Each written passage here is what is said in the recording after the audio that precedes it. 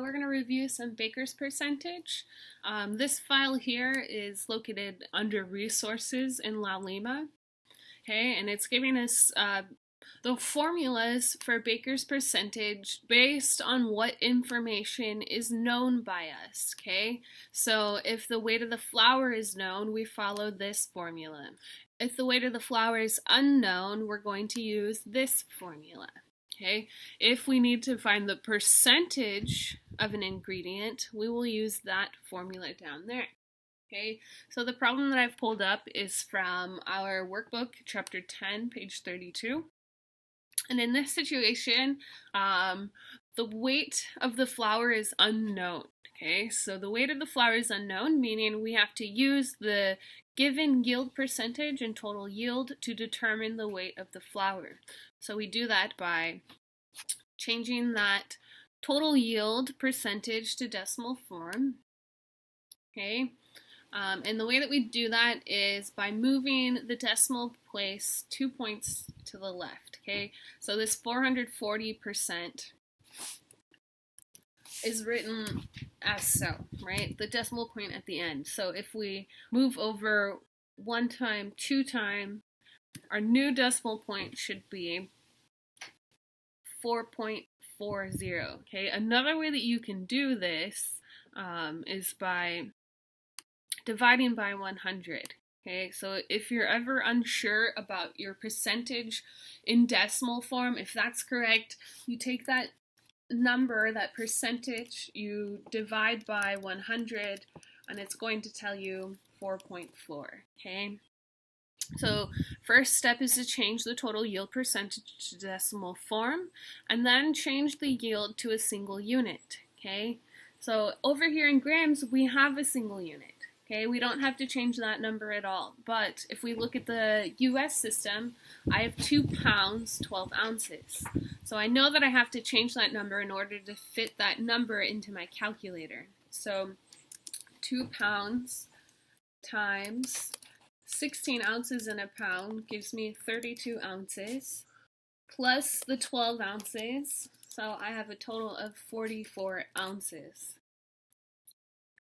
Okay, over here I have 1,320 grams. That number is whole. I don't need to change that number. So now I'm going to divide the total yield weight by the yield percentage. So I will do this 44 ounces divided by 4.4. Okay.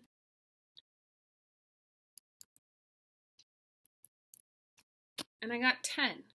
Okay, so that 10 is my weight of my flour. Okay, so I have 10 ounces of flour. So let's find out how many grams of flour I need.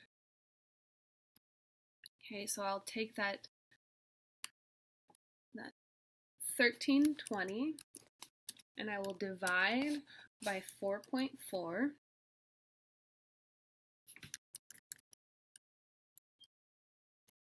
And I get 300. So I have 300 grams of flour. Okay, so now what, right? Now we can go back to my sheet here, and I can see when the weight of the flour is known. So now I know my weight of my flour, so now I can finish the problem by using this formula. Okay, total weight of the flour times the ingredient percentage will give me the weight of the ingredient. Okay, so again, all of our percentages will always need to get changed into decimal form. Okay, so let's do 2%. That one's been a little bit tricky. Okay, some of us have not quite got our decimal point moved over all the way. So I can take this 2 and divide by 100 to find out my decimal point is 0.02. Okay, so 0.02.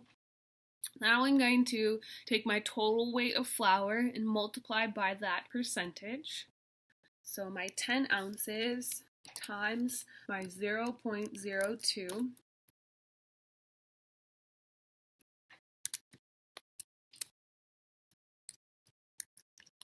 I got 0.2, okay, or 0.2 ounces of salt necessary for my recipe. Okay, so what you always want to focus on with baker's percentage is always going to be our flour, okay? Baker's percentage is reliant on the flour. Our flour is always 100%. Once we find our weight of our flour, we multiply by each ingredient percentage to find the ingredient amount. Hope this has been helpful, and happy calculations, guys.